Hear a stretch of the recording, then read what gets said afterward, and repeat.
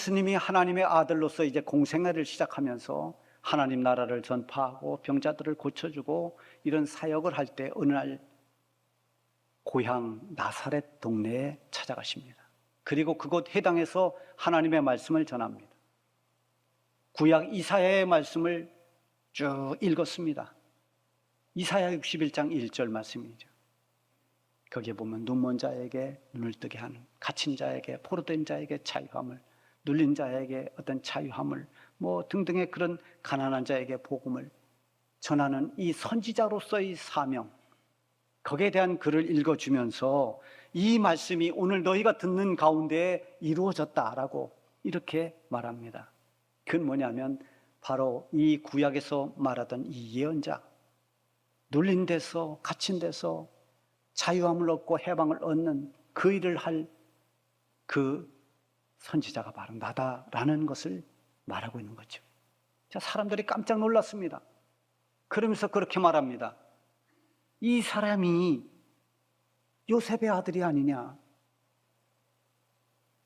자, 그들은 어릴 적 예수님에 대한 선입견을 가지고 있습니다. 아버지 목수 요셉의 아들 아니냐. 그런 예수가 자기가 선지자라고, 자기가 눌린 자를 해방시킨다고. 그래서 사람들이 그 해당에서 예수님을 끌어다가 죽이려고 했습니다. 예수님은 그들에게 이런 말씀을 하십니다. 내가 진실로 너희에게 이르노니 선지자가 고향에서는 환영을 받지 못한다. 환영을 받을 자가 없느니라. 이런 말씀을 하시죠. 왜냐하면 편견과 선입견 때문입니다. 요한복음 1장에 보면 예수님께서 길을 가다가 빌립을 부르십니다. 나를 따르라. 빌립이 예수님을 따라옵니다. 그래서 제자가 되죠.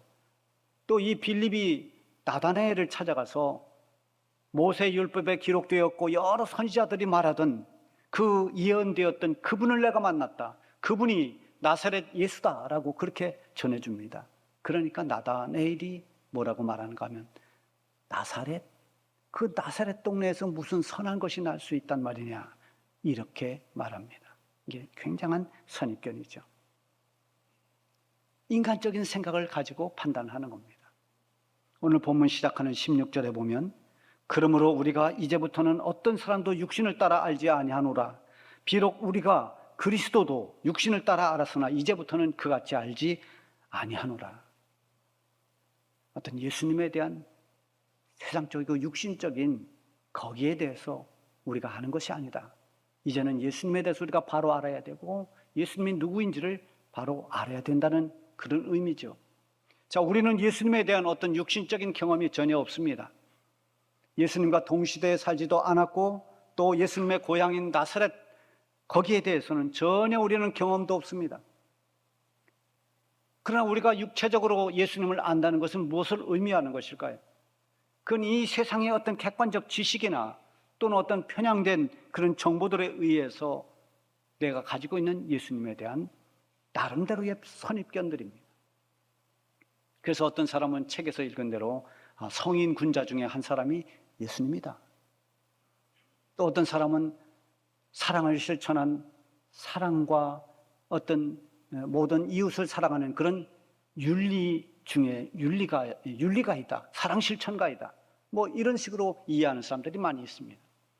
예수님을 믿지 않는 많은 사람들 가운데서도 성경을 읽으면서 예수님의 산상수훈을 매우 좋아하는 사람들이 많습니다. 원수를 사랑하라고 하신 예수님, 그야말로 그분은 사랑의 실천자이다. 그래서 윤리적으로 도덕적으로 예수님을 좋아하는 그런 사람들도 얼마든지 있습니다. 자, 그러나 그 선에서 머물면 그것은 세상적으로만 예수님을 안 것이고 지식적으로만 예수님을 안 것입니다. 예수님을 따라다니던 제자들도 예수님에 대해서 정확하게 예수님이 누구인지를 확실하게 정립하지 못했습니다. 시간이 가면서 점점 알아갔습니다마는 한 번은 제자들을 데리고 저 북쪽에 있는 가이사랴 빌립보 지역에 갔습니다. 그곳에는 그 큰 샘과 석회암 동굴 또 석회암 절벽 이런 것들이 많이 있는데요. 거기 보면 물이 풍부하고 숲이 우거졌습니다. 그 물이 요단강으로 흘러가는 근원지입니다. 거기에는 무엇이 있는가 하면 각종 신을 모시는 신전이 있던 곳입니다. 그래서 성지순례를 하면 여기에 가는 경우도 있고 안 가기도 합니다만, 가보면 거기는 지금도 신전터가 쭉 남아 있습니다. 자, 이렇게 신전이 있던 그곳에 가서 예수님이 무엇을 물으셨는가 하면, 사람들이 나를 누구라고 하더냐라고 묻습니다. 그러면 제자들이 대답합니다. 예, 어떤 사람은 세례 요한이라고 합니다. 그리고 어떤 사람은 엘리야라고 말합니다. 그런가 하면 어떤 사람은 예레미야나 아니면 선지자 가운데 한 사람이라고 그렇게 예수님을 알고 있습니다. 곧이어서 예수님이 묻습니다. 제자들에게 너희는 나를 누구라고 하더냐? 자, 예수님이 이 묻고 싶은 것은 제자들이었습니다. 과연 나를 따라다니는 이 제자들은 나에 대해서 어떻게 알고 있는가? 나를 어떻게 믿고 있는가? 여러분, 이것은 그때 당시의 제자들뿐만이 아니라 오늘을 살아가는 우리 모두도 마찬가지입니다. 나는 예수님을 어떻게 알고 있는가? 나에게 있어서 예수님은 누구신가? 여러분, 세례를 받는 조건이 다른 여러 가지, 옛날에는 성경 이렇게 시험을 좀 봐가지고 60점 이상 하면 세례를 받고 학습을 받고 그랬는데요. 다른 거 다 모른다 하더라도 정말 한 가지는 반드시 물어봐야 될 것이 하나 있습니다. 그것이 안 되면 세례 받을 수가 없는 겁니다. 예수님이 누구십니까? 예수님은 훌륭하신 분입니다. 그분은 사랑이 많으신 분입니다. 그분은 약자의 편입니다. 민중의 해방자입니다. 이런 대답 100번 해도 그건 소용이 없습니다. 정말 중요한 대답은 무엇인가? 예수님은 나의 구원자이십니다. 예수님으로 말미암아 내가 구원을 받았습니다. 이게 중요한 것입니다. 이 제자들 가운데서 베드로가 대답을 하죠. 예, 주님은 그리스도십니다. 그리고 살아계신 하나님의 아들이십니다. 정확한 대답을 했습니다. 그때 예수님이 기뻐하시면서 베드로를 칭찬합니다. 이것을 너에게 알게 한 것은 혈육이 아니라 하늘에 계신 내 아버지다 라면서 칭찬해 주셨습니다. 바울은 오늘 이 본문에서 고린도 교회 성도들에게 예수님이 누구다라고 이렇게 말하지는 않지만, 오늘 이 본문 여러 가지를 정황을 통해서 예수님이 누구인지를 확실하게 가르쳐 줌과 동시에 예수님을 통해서 하나님께서 우리에게 이루어 주신 일이 무엇인지를 전하고 있습니다. 그것은 새 사람이 되었다, 거듭나게 되었다. 그래서 새로운 하나님과의 관계가 형성이 됐다라는 것을 강조합니다. 자, 누구든지 예수님을 믿기 전과 믿은 후에는 달라져야 됩니다. 같을 수가 없습니다. 그렇다고 해서 갑자기 삶이 달라진다든지 아니면 사람 자체가 바뀐다든지 그러지 않습니다. 대부분은 겉으로는 구분하기가 쉽지는 않지만, 그럼에도 불구하고 예수님을 믿으면 반드시 변화는 일어나게 되어 있습니다. 예수님을 믿었음에도 불구하고 아무런 변화가 일어나지 않는다. 그것은 진짜 믿음이 아닙니다. 보이지는 않지만 가장 큰 변화는 무슨 변화인가? 그것은 영적인 변화입니다. 그 변화는 전에는 내가 구원받은 하나님의 자녀가 아니었는데 지금 여러분이 구원받은 하나님의 자녀라고 하는 이 변화입니다. 이게 엄청난 거 아닙니까? 이보다 더 대단하고 놀라운 변화가 어디 있습니까? 과거에 그가 어떤 사람이었든, 그가 어떻게 삶을 살았든, 탕자였든 방황하던 사람이었든 죄를 많이 지었던 사람이든 누구도 예외가 아닙니다. 누구든지 예수님을 진실로 믿으면 그 믿음으로 말미암아 구원을 받는 것입니다.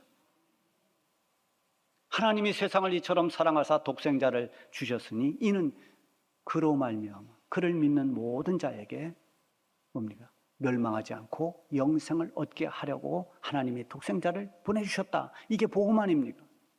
여기에 보면 누구든지입니다. 그를 믿는 자마다 누가 됐든 예수님을 진실하게 믿으면 멸망하지 않고 영생을 얻는다. 멸망에서 영생으로 옮겨진다. 이 변화를 말씀하고 있는 겁니다. 문제는 예수 믿는 믿음이 과연 진실한 믿음인가? 정말 진실하게 예수님을 믿고 영접한 사람은 먼저 무엇을 깨닫는가 하면 자기의 죄를 깨닫습니다. 전에는 내가 의롭다고 생각했고 나도 도덕적인 사람이라 생각하고 나도 괜찮은 사람이라고 그렇게 여기던 사람이 하나님 앞에 회개합니다.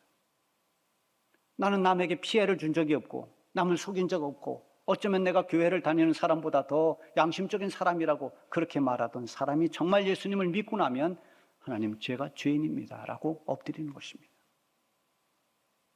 여러분, 죄의 가장 크고 근본적인 죄가 무엇인가 하면 하나님을 떠난 것입니다.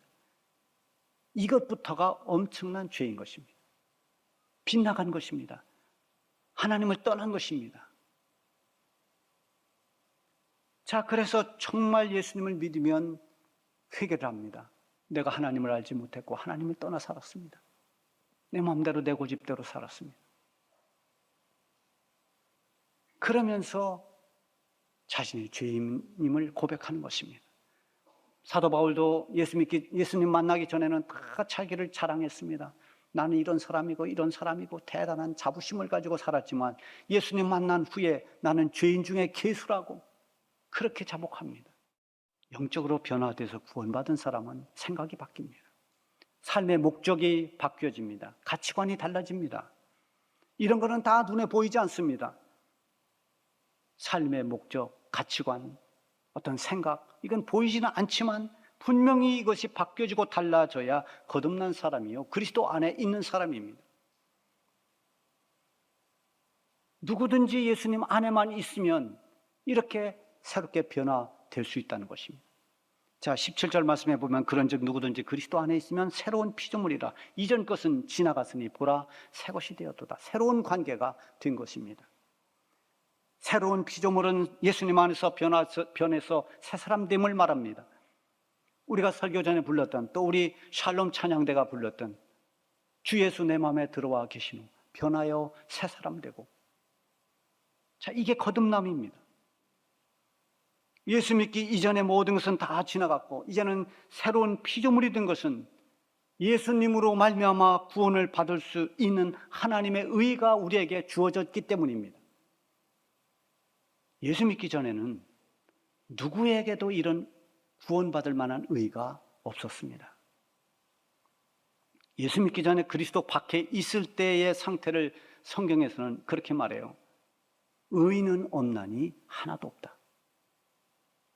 또는 로마서 3장 20절 같은 경우에는 그러므로 율법의 행위로 그의 앞에 의롭다 하심을 받을 육체가 없다라고 했습니다. 율법으로는 죄를 깨달음이라. 여러분, 율법은 마치 거울과 같아서 이 율법, 하나님의 법을 들여다보면 내가 보입니다. 아, 내가 죄인이구나. 내가 이런 사람이구나. 우리가 율법을 완벽하게 다 지켜낼 수 있습니까? 우리의 연약함, 우리의 부족함, 율법을 보면서 우리는 깨닫습니다. 이 율법으로 우리가 구원을 받을 수 있을 만한 의가 있을 수 없다는 것을 깨닫게 됩니다. 율법을 잘 지킨다고 그 율법으로 구원받는 것이 아닙니다. 결국 의롭게 되는 것은 나에게서 나오는 게 아닙니다. 내가 열심히 잘해서, 내가 의로워서, 내가 무언가를 잘 어떤 행동을 어떻게 해서 우리로부터 나오는 것이 의가 아닙니다. 하나님의 의가 아닙니다. 이 의는 하나님으로부터 우리에게 주어지는 것입니다. 그래서 21절 말씀에 보면 이렇게 말씀하고 있죠. 하나님이 죄를 알지도 못하신 이를, 이분이 누굽니까? 예수님이십니다. 우리를 대신하여 죄로 삼으신 것은 우리로 하여금 그 안에서, 예수님 안에서 하나님의 의가 되게 하려 하심이라. 여기 보면 하나님께서 죄 없으신 예수님에게 모든 우리의 죄짐을 다 맡겨서 죄인들의 죄 문제를 예수님이 해결해 주심으로 그 예수님 안에 거하면, 예수님 안에서 예수님으로 말미암아 이제는 하나님께 구원을 받을 수 있는 하나님의 의가 우리에게 주어진다는 것입니다. 그래서 로마서에서는 이것을 계속 강조합니다. 로마서의 주제를 하나 뽑으라면 믿음으로 말미암은 의입니다. 저희들 신학교 다닐 때 계속 이것을 아주 머릿속에 입력하도록 했습니다. Justification by faith, 이거는 아주 외우라고 그랬습니다. 믿음으로 말미암아 의, 믿음으로 말미암은 의. 그 의는 나에게서 나온 것이 아니라 예수님을 믿는 믿음으로 말미암아 하나님께로부터 오는 귀한 은혜입니다. 그리스도 안에 있는 새로운 피조물, 즉 예수 믿고 거듭난 사람의 첫 번째 변화는 이렇게 해서 구원을 받는 것입니다. 심판과 멸망의 대상이었던 죄인에서 이제는 예수님 안에서 믿음으로 구원받은 하나님의 의가 주어졌다는 것이 얼마나 놀라운 변화입니까? 그리스도 안에 있음으로 천국과 지옥의 차이라고 하는 이런 큰 변화가 생긴 것입니다. 이 변화는 궁극적으로 죽음 이후에 나타날 변화입니다. 여러분, 천국에 간다는 건 지금 여기서 이루어지지는 않습니다. 마치 가나안을 향해서 가는 광야길처럼 우리는 세상을 지금 살고 있습니다. 그러나 이 세상을 사는 동안에도 우리는 그 믿음 때문에 천국 백성으로서의 소망을 가지고 우리가 이 땅을 살고 있는 것입니다. 자, 그리고 또 하나의 변화는 이 세상을 살아가면서 그리스도인으로서의 변화입니다. 이 변화는 여러 가지가 나타나야 됩니다. 복음에 대해서 입을 다물고 몰랐던 사람이 이제는 복음을 전하는 사람이 되고, 주님과 상관없던 사람이 이제 주를 위해서 봉사하는 사람이 되고, 뭐 이런 여러 가지 변화가 있습니다만은 우리가 사는 신앙생활의 현실에서 나타나는 중요한 변화는 바로 하나님과의 관계입니다. 하나님과 화목하게 되었다라고 하는 것입니다. 하나님과 화목하게 되었다. 이것이 바로 오늘 사도 바울이 고린도 교회 성도들에게 간청하는, 예수님을 대신해서 간청하는 그런 간청이었습니다. 그래서 20절에 보면, 그러므로 우리가 그리스도를 대신하여 사신이 되어 하나님이 우리를 통하여 너희를 권면하는 것 같이 그리스도를 대신하여 간청하노니 너희는 하나님과 화목하라. 이 말씀 속에 반복된 것이 그리스도를 대신해서 그리스도의 마음으로, 예수님 마음으로, 예수님의 그 심장으로, 마치 예수님이 보낸 사신의 입장이 된 것처럼 너희들에게 말하는데 너희는 하나님과 화목함을 유지하라는 것입니다. 이게 우리가 신앙생활을 하는 데 있어서 주님이 원하시는 일이고 우리 신앙생활의 기본이 되어야 됩니다. 나는 하나님과 어떤 관계인가? 하나님과 화목한 관계다. 자, 하나님과 화목할 수 있는 이 축복은 우리가 만든 것이 아니라 하나님께서 우리에게 은혜로 주신 것입니다. 그래서 18절 말씀 오늘 본문에 보면은 모든 것이 하나님께로서 났으며 그가 그리스도로 말미암아 우리를 자기와 화목하게 하시고 또 우리에게 화목하게 하는 직분을 주셨으니, 자, 여기 보면 두 가지가 나오죠. 하나는 하나님이 그리스도로 말미암아 우리에게 화목하게 만들어 주셨다는 것입니다. 하나님이 우리를 하나님과 화목하게 만들어 주셨는데, 누구를 통해서? 예수 그리스도를 통해서 하나님과 화목하게 하나님 만들어 주셨다. 우리가 예수님과 아무 상관없을 때 그때는 하나님과의 관계가 죄로 인해서 완전히 막혔습니다. 하나님과 원수된 관계였습니다. 그래서 하나님의 진노를 피할 수 없습니다. 하나님의 심판을 면할 수가 없는 존재였습니다. 하나님은 죄 아래서 멸망당할 수밖에 없는 죄인들이지만 그 죄인들을 불쌍하게 여겼습니다. 하나님과 막혀있던 원수 같은 그 관계를 하나님이 긍휼히 보셨습니다. 사랑하셨습니다. 그래서 죄와 사망의 법으로 심판받아야 할 죄인들을 위해서 하나님은 하나님의 사랑하는 독생자 예수님을 우리에게 보내주신 것입니다. 예수님께서 이 세상에 오신 이유는 바로 죄인들을 구원해 주시기 위해서입니다. 그래서 죄인들의 짐을 다 예수님이 대신 짊어지고 십자가에서 죄값을 치르셨습니다. 대신 죽은 것입니다. 예수님의 그 십자가의 죽음과 부활로 말미암아 우리의 모든 죄짐이 다 벗겨졌고 닫혔던 하나님의 관계가 활짝 열렸습니다. 하나님과의 관계가 회복돼서 이제는 누구든지 하나님께로 나아갈 수 있는 길이 열렸습니다. 하나님을 아버지라 부를 수 있는 하나님 자녀된 권세를 얻었습니다. 하나님과 원수되었던 우리가 이제는 하나님의 은혜로 구원받은 하나님 자녀가 됐습니다. 이것이 하나님과 화목하게 된 가장 큰 증거입니다. 로마서 5장 10절에 보면은 곧 우리가 원수되었을 때 그의 아들의 죽으심으로 말미암아 하나님과 화목하게 되었은즉 화목하게 된 자로서는 더욱 그의 살아나심으로 말미암아 구원을 받을 것이니라. 그래서 하나님과 화목하라는 것은 그런 의미에서 보면 하나님께서 주신 이 구원의 은혜를 너희가 누리라는 것입니다. 뿐만 아니라 하나님께서 우리에게 하나님과 화목하게 하신 것은 하나님과의 새로운 관계를 만들어 주신 것입니다. 이제는 하나님을 우리가 떠날 수도 없고 하나님을 멀리할 수도 없는 그런 하나님과 사랑의 관계가 되었습니다. 이게 정상적인 믿음을 가진 사람들의 모습입니다. 그리고 또 하나는 이제 하나님과 이렇게 화목한 관계로 만들어 주셨을 뿐만 아니라 우리에게 화목하게 하는 일을 맡겼다는 겁니다. 하나님과 화목한 관계를 갖는 사람은 사람 관계에서도 화목하게 하고 화평하게 해야 할 사명을 우리가 다 가지고 있습니다. 하나님의 교회가 하나님과 화목하게 된 사람들의 공동체라고 한다면 그 공동체를 구성하는 모든 성도들은 마땅히 서로 화목해야 됩니다. 그것이 하나님이 기뻐하시는 일입니다. 그런 부모로서 여러분들의 자녀가 매일 싸우며 살면은 얼마나 괴롭습니까? 그 보기가 얼마나 안타깝습니까? 그러나 반대로 우리의 자녀들이 서로 우애 있게 지내고 서로 사랑하고 서로 형제간에 그렇게 지내면 부모가 얼마나 흐뭇합니까? 하나님 똑같습니다. 하나님이 먼저 우리와 화목하게 만들어 주셨고 화목하게 된 우리가 서로 화목하게 되는 것을 하나님이 원하시는 것입니다. 이런 화목의 관계로 이루어지는 것이 바로 평강입니다. 서로 화목하면 거기에는 평안이 있습니다. 평강이 있습니다. 화평이 있습니다.